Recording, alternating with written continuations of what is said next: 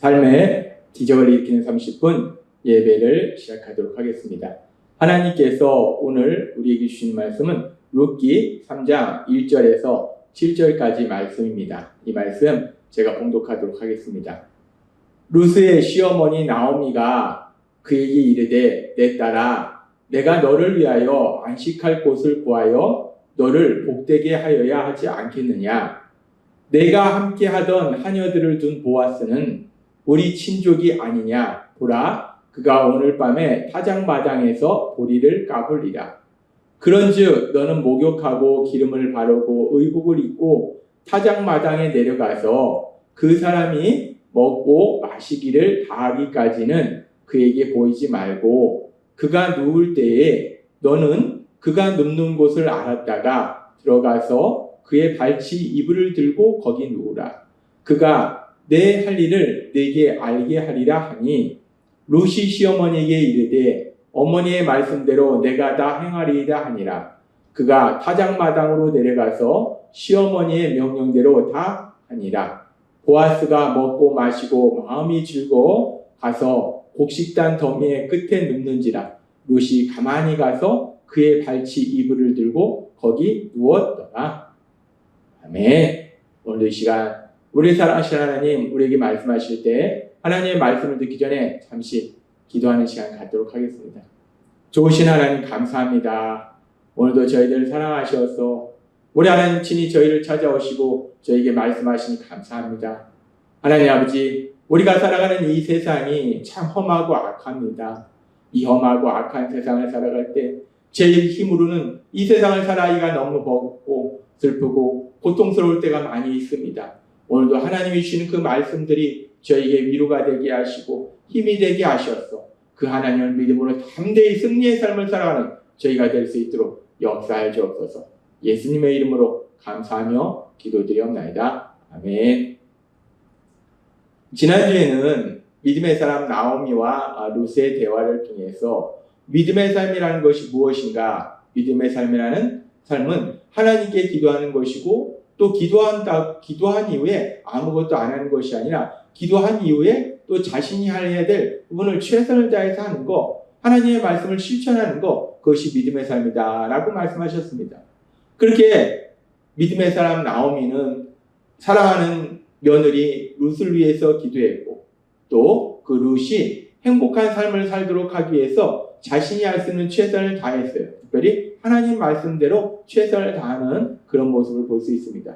그러면서 그렇게 나오미가 적극적으로 이제 자신의 사랑하는 며느리를 위해서 행동할 때 그 나오미의 행동이 자신의 생각에 따른 행동이 아니라 자신이 믿는 하나님, 그 하나님의 말씀, 그 하나님의 말씀대로 행동하더라는 거예요. 룻기 2장 20절은 이렇게 말씀합니다. 나오미가 자기 며느리에게 이르되 그가 여호와로부터 복받기를 원하노라. 그가 살아있는 자와 죽은 자에게 은혜 베풀기를 그치지 아니하도다 하고 나오미가 또 그에게 이르되 그 사람은 우리와 가까우니 우리 기업을 물을 자 중에 하나이니라 라고 말씀합니다.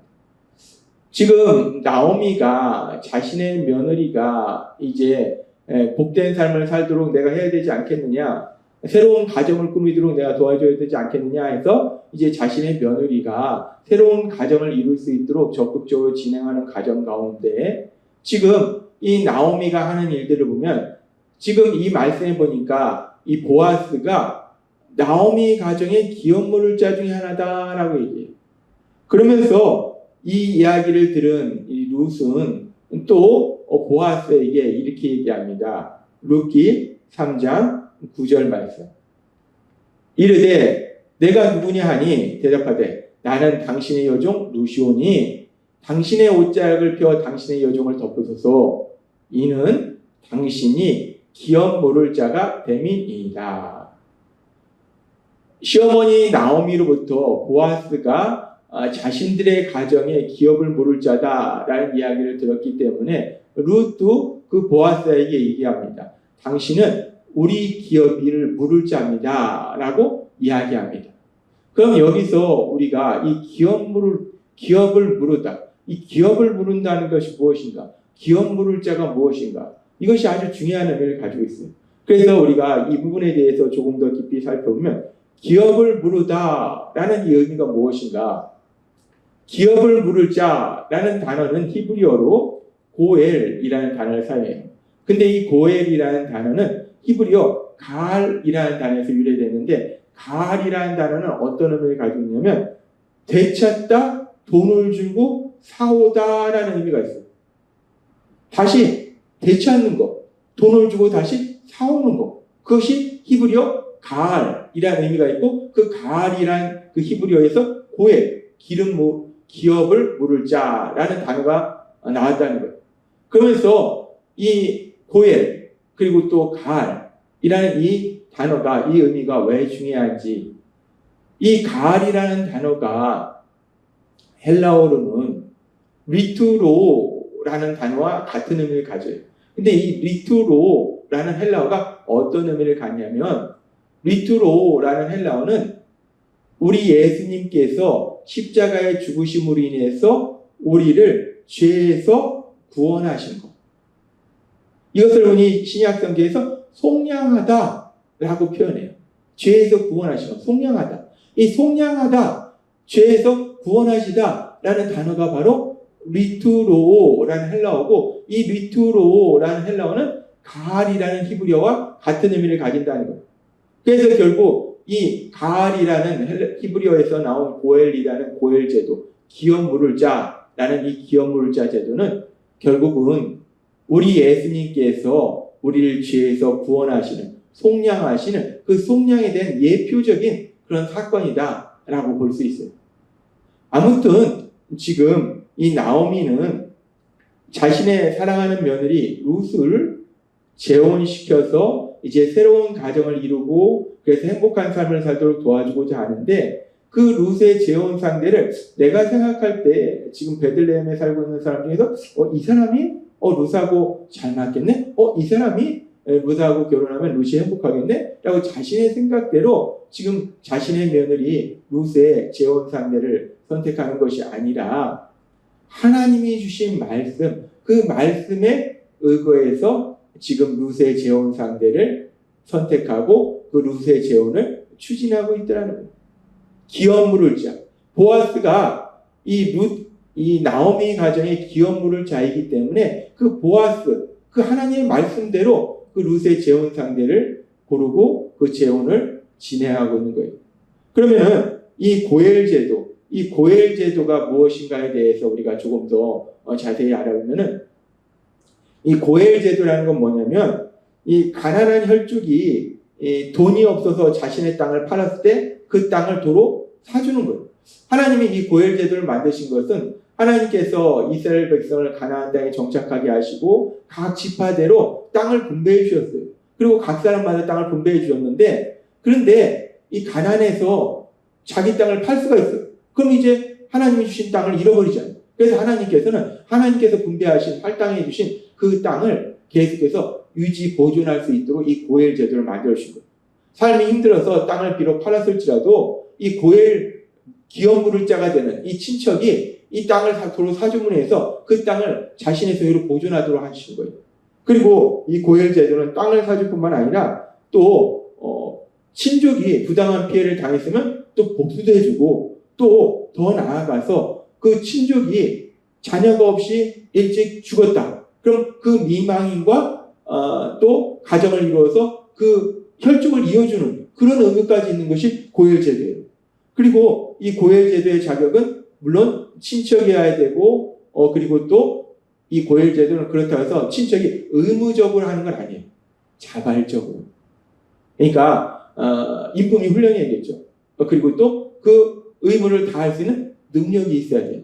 근데 지금 이 보아스라는 사람이 엘리멜렉 가족의 고엘, 즉 기업 물을 자가 되는데 앞에서도 살펴봤듯이 이 보아스는 베들레헴에서 유력한 자들이라는 거예요. 인품도 훌륭하고 경제적 능력도 있고 그렇기 때문에 이 기업 물을 자로 합당하고 따라서 지금 나오미가 이 보아스와 룻이 가정을 이룰 수 있도록 진행하는 이 모든 것은 자신의 생각이 아니라 하나님의 말씀, 그 하나님의 말씀에 의거해서 이 모든 일을 진행하고 있더라라는 걸 알 수 있어요.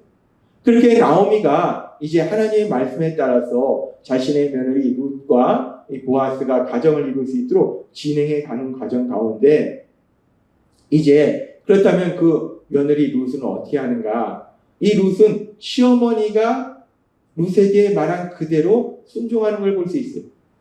룻기 3장 4절은 이렇게 말씀합니다. 그가 누울 때에 너는 그가 눕는 곳을 알았다가 들어가서 그의 발치 이불을 들고 거기 누우라. 시어머니 나오미가 룻에게 얘기해요. 보아스가 이제 추수가 끝나고 밭에 누웠을 때 네가 거기에 누워라. 옆에 발치에 누워라 라고 얘기해요.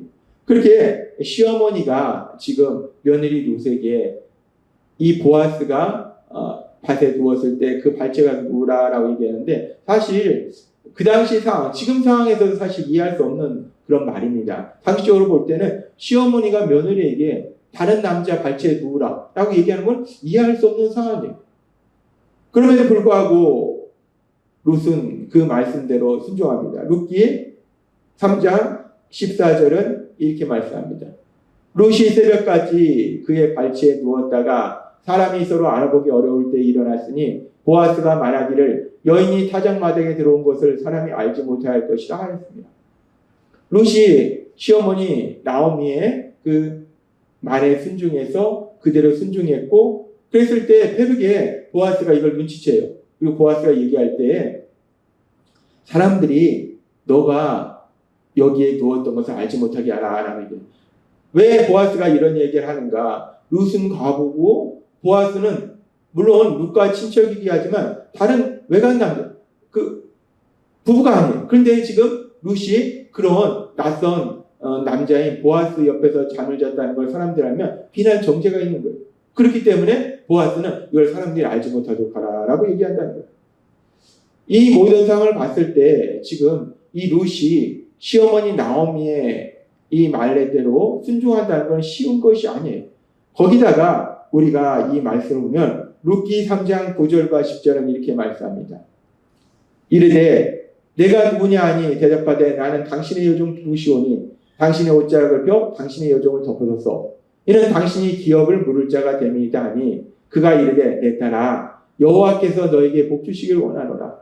너가 가난하건 부하건 젊은 자를 따르지 아니하였으니 너가 베푼 인애가 처음보다 나중에 더하도다. 이 룻과 보아스의 대화를 보면은 지금 젊은 자를 따르지 아니하였으니 라고 얘기해요. 지금 룻이 보아스 옆에서 잠을 잤는데 근데 이 보아스는 성경학자들의 그 분석에 따르면 아마도 이 룻의 시아버지인 엘리멜렉과 비슷한 나이였을 것이다 라고 얘기해요. 룻은 젊은 나이예요. 그런데도 불구하고 시어머니가 보아스 옆에서 잠을 자라 얘기하니까 보아스가 자기 시아버지의 나이에 그런 연배에 나이가 많은 그런 사람인데 불구하고 그 시어머니 나오미의 말에 순종하더라는 거예요. 우리는 이런 룻의 모습을 보면서 시어머니 나오미의 그 말에 순종하는 룻의 아름다운 그런 모습을 볼 수 있어요. 룻기 3장 5절과 7절은 이렇게 말씀합니다. 룻이 시어머니에게 이르되 어머니의 말씀대로 내가 다 행하리다.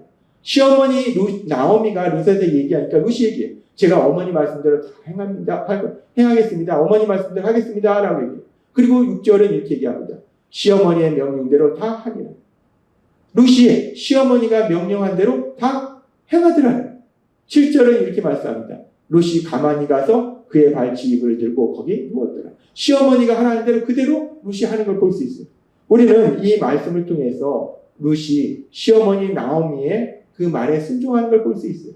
근데 룻이 그렇게 시어머니 나오미의 말에 순종하는 것은 물론 시어머니를 사랑하기 때문에 시어머니의 말에 순종하는 건데 이것은 결국 하나님 말씀에 순종하는 거예요. 하나님은 뭐라고 말씀하셨냐면 출애굽기 20장 12절과 에베소서 6장 1절에 이렇게 말씀합니다. 내 부모를 공경하라. 그리하면 내 하나님 여호와가 내게 준 땅에서 내 생명의 길이라. 자녀들아 주 안에서 너희 부모에게 순종하라. 이것이 하나님은 분명히 말씀합니다. 부모의 말씀에 순종하라는 거예요. 그랬을 때 하나님께서 이 땅에 주신 그 복을 누리게 된다는 거예요. 그런데 지금 이 룻은 시어머니 나오미 말에 순종합니다. 정말 세상적으로 이해할 수 없는 시어머니 나오미의 말인데 그럼에도 불구하고 순종해요. 그렇게 순종했을 때 이 룻의 삶이 어떻게 되는지 마태복음 1장 1절과 1장 5절은 이렇게 말씀합니다. 아브라함과 다윗의 자손 예수 그리스도의 계보라. 살몬은 라합에게서 보아스를 낳고 보아스는 룻에게서 오벳을 낳고 오벳은 이새를 낳고 이 땅에 구원자로 오신 그 예수님의 계보에 룻이 당당히 들어가는 놀라운 복을 누리더라는 것. 이런 놀라운 영적인 복을 누리고 물론 현실에서도 룻은 이제 보아스와 결혼해서 지금 이 말씀처럼 오벳을 낳고 행복하게 현실 속에서 살더라는 것. 우리는 오늘 말씀을 통해서 영적인 아주 중요한 진리를 우리가 다시 한번 하나님이 깨닫게 하시는데 그것은 룻은 젊은 나이에 남편을 잃고 고통의 삶을 살고 있었어요. 근데 룻의 힘과 어떤 능력으로는 그 고통에서 그 문제를 해결할 수 있는 능력이 없었어요. 그런데 룻이 이 문제를 해결하고 참된 행복을 누릴 수 있었던 것이 무엇인가? 룻은 자신의 시어머니 나오미를 따르기로 했고 결국 자신의 시어머니 나오미가 믿는 하나님을 믿기로 결정했고 그리고 자신의 시어머니의 말씀에 순종하는 더 나아가서 하나님의 말씀에 순종하는 그런 삶을 살았더라는 거예요. 그렇게 하나님을 믿고 하나님의 말씀에 순종하니까 룻의 문제가 놀랍도록 해결되고 고통이 기쁨으로 바뀌는 놀라운 역사가 일어나더라는 거예요. 하나님은 오늘 이 룻의 삶을 통해서 우리에게 아주 중요한 영적인 원리를 말씀해 주십니다. 우리가 삶 속의 문제를 만날 때 어떻게 그 문제를 해결하고 참된 행복으로 나아갈 수 있는지 그 답은 오늘 주신 말씀처럼 하나님을 믿고 우리가 이해할 수 없을 때에도 그 하나님 말씀에 순종할 때 결국은 하나님이 얘기하신 그 놀라운 은혜 안으로 들어가게 될 걸 믿습니다. 따라서 오늘 주신 말씀처럼 우리가 늘 믿음 안에 거하고 하나님 말씀에 순종함을 인해서 하나님이 예비하신 그 놀라운 은혜들을 마음껏 누리시는 여러분이 되시길 주님의 이름으로 축원합니다. 기도하겠습니다. 하나님 아버지 감사합니다. 오늘도 주신 말씀처럼 삶 속의 문제를 만날 때 룻의 모습처럼 하나님을 믿는 믿음 안에서 말씀에 순종함을 인해서 하나님이 예비하신 그 은혜들을 누리는 저희 모두가 될 수 있도록 역사해 주옵소서. 예수님의 이름으로 감사하며 기도드리옵나이다. 아멘. 이 시간도 하나님께서 우리 주신 말씀을 묵상하면서 조용히 기도하는 시간 갖도록 하겠습니다.